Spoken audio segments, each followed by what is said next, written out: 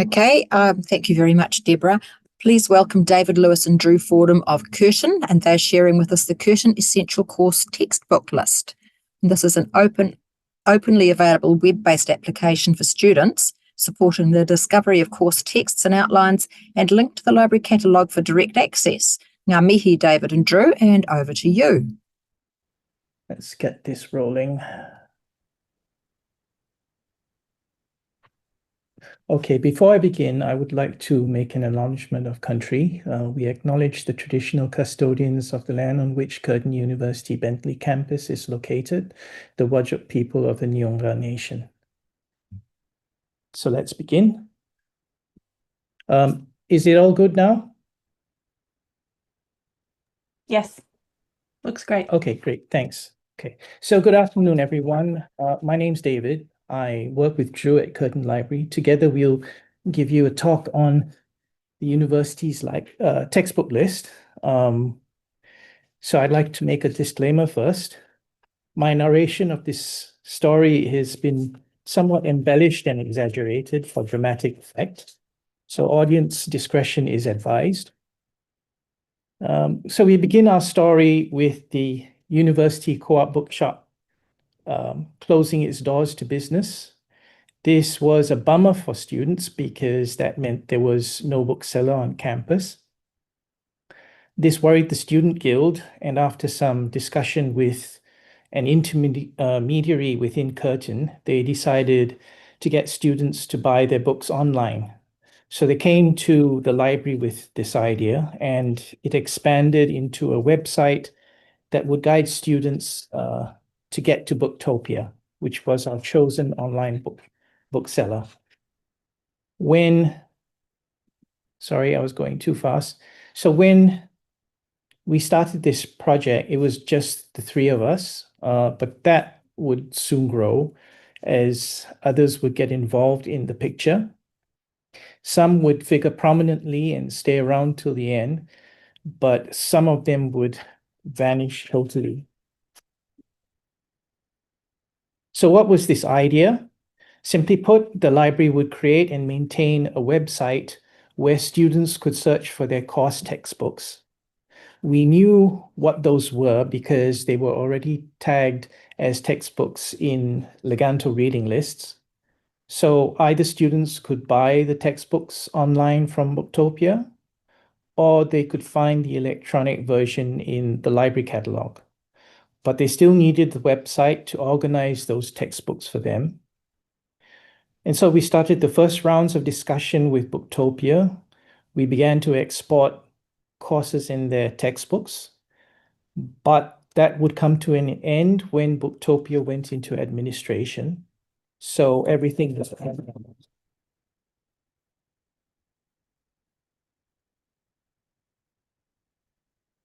we were still not going to start working on the website.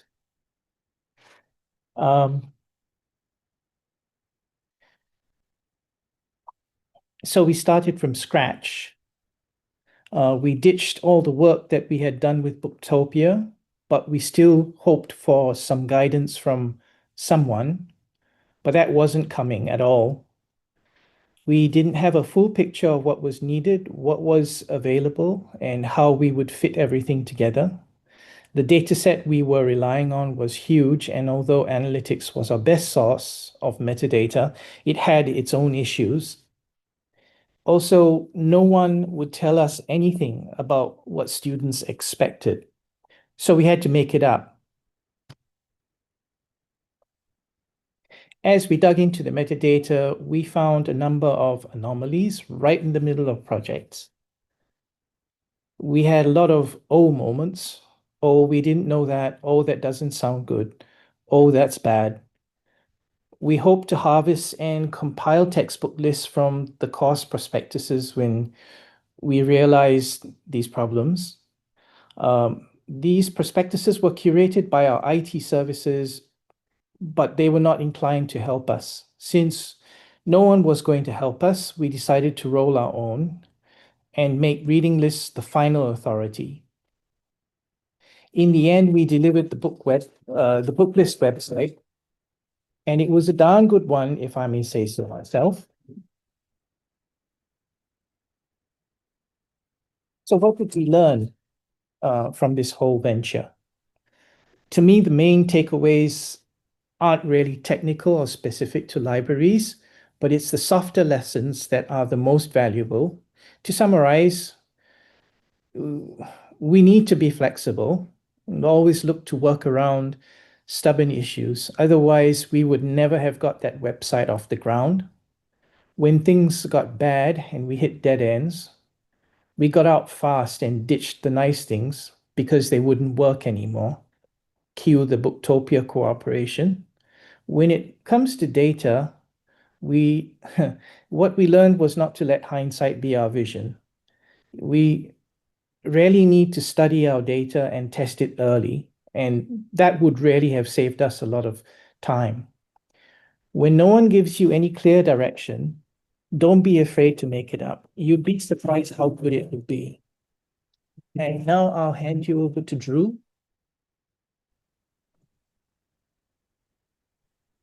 Thanks, David. Can I just get a check on my audio? Thanks.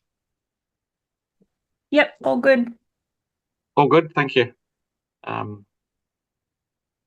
Just got to work out how to share the screen.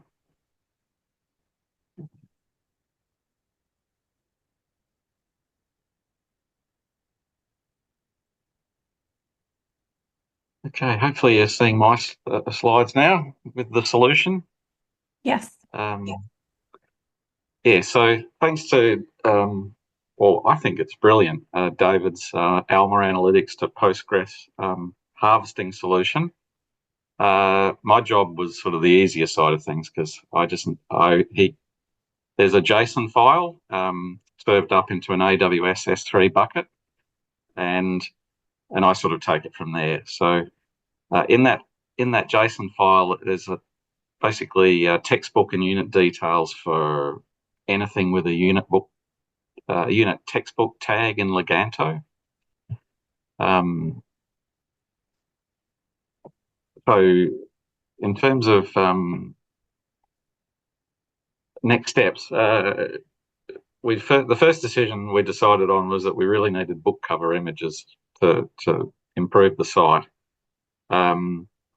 Fortunately, Curtin Library has, thanks to our very own Koobstronaut, Matt Robertson, a virtual bookshelf tool, which is available for everyone. It's at that GitHub repo there. The GitHub repo uses Open Libraries, the API for Open Library covers. But thanks to our sort of paid subscriptions that we have access to a lot more, a wider range of cover images for our website, for our textbook website. So shown there is a virtual bookshelf. I think that's new arrivals. There's lots of other examples on the repo, including virtual shelf browsing. So in terms of next step, we had a source of pictures.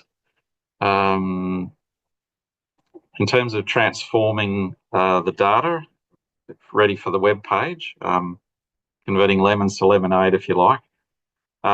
Few things we needed to deal with. First of all, was a unit coordinator can mark any Primo item as a unit textbook in a reading list. It needn't be a textbook; it could be a chapter scan or a journal, which wasn't particularly useful for our page. So when building the site, we identify these and they're manually investigated, and if it proved that we don't need them, then we mark them for exclusion in our build. There's often multiple Primo records for an item. It could be a physical book or an ebook, or textbooks with extra learning materials. Unit coordinators will often give a range of editions as being suitable for a unit. So for our purposes, what we decided on was to not use the MMSID links, but to use the all the known ISBNs and link back to our library catalogue and let Primo perform its magic, dedupe, Ferber, and the like. That seems to be working reasonably well. Some records, however, didn't have ISBNs. Sometimes we could update them if we found them, but sometimes they can't be updated because they're community records or the like. So in that case, we use the MMS ID. It's the best we can do. Sometimes we don't have a cover image, so we use a generic one. And as David alluded to, the ill-fated book vendor link that we were hoping for was always tricky. They maintained manually a very curated list with very specific ISBNs from seemingly undetailed sources other than Leganto, which meant our two lists never agreed. They'd have some items that we didn't know about in Leganto, and we'd have ones that they didn't know about, and then there'd be ones we did know about, but they'd be using different ISBNs. So in the end, we didn't really find a workable solution for that, but in the end, they stopped creating textbook lists, so the solution wasn't needed anymore. So let's talk about, so now we've cleaned the data, and let's talk about how we presented it. We created a static web page delivered using AWS and Kubernetes. We use the Jekyll static site generator, which is based on the Liquid templating language and Ruby language.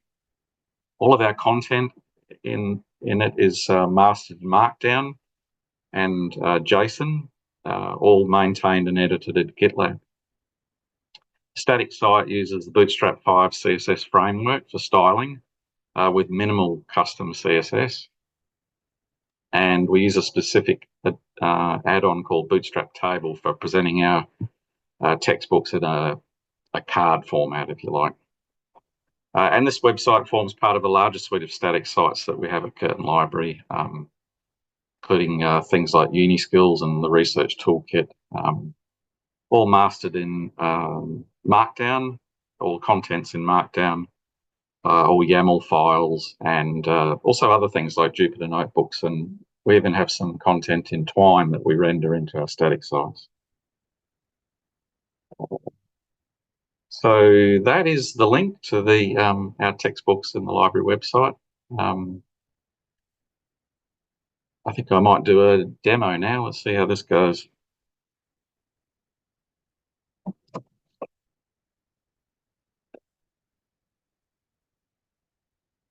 So hopefully you're still seeing the me sharing the screen, and this is the website.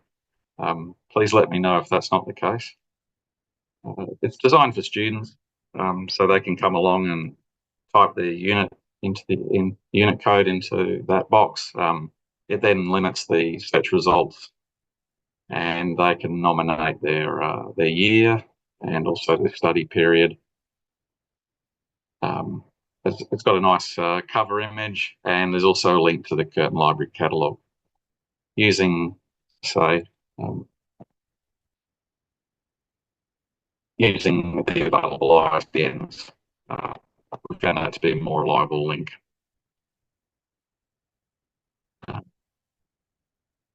You can see that the number, if we remove all of the filters, the numbers for 2025, we only have 153 items. As David said, what's transpired is that Curtin Leganto isn't the only source of textbook truth. So the number is small, but it is growing, and we tend to rebuild the site more often. We do it quite often, but we tend to do it more often just before semester 1 and 2. So people can see, students can see the textbooks that have been nominated for the units ahead of the unit outlines being issued, which was the whole purpose of the site. Okay, that's all I wanted to share with you. I'll stop sharing my screen. Hopefully we've got some questions.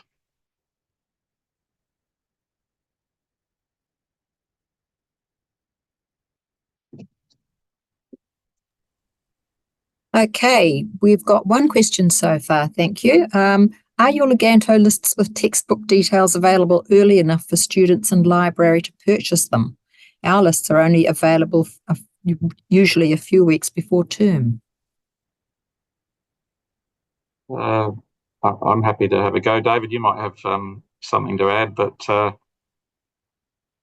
as I understand it, whilst the unit outline builder release is the first week before semester, the unit coordinators are nominating their textbooks in Leganto well ahead of that. So that information is available to the library specifically before, when it's first nominated. Thank you. I've got another one here. Is there a deadline for academics to confirm resources and add the tags? It would be all geared around that dedicated release of all of the unit outlines for all units, which is, I think it's a week before that particular unit begins. I'd like to add a bit to that. From experience, what we've seen is most academics usually try their best to get the lists for the new year's, like say if it's for the next academic year, they'd like to do it in either December or January and complete it before February when term starts. Hope that helps. Yes. It's always tricky. When I was in acquisitions, we often found that books people expected to see in the library we'd never heard of before. And the academics assumed it was just a magic roundabout where everybody would know because they wanted it. That's great. Okay, we've got another question here. What's your engagement rate like with instructors? You mentioned it's not the single source of truth, and that's relatable for us. Is this something you are advocating for? Oh, we've absolutely advocated for that.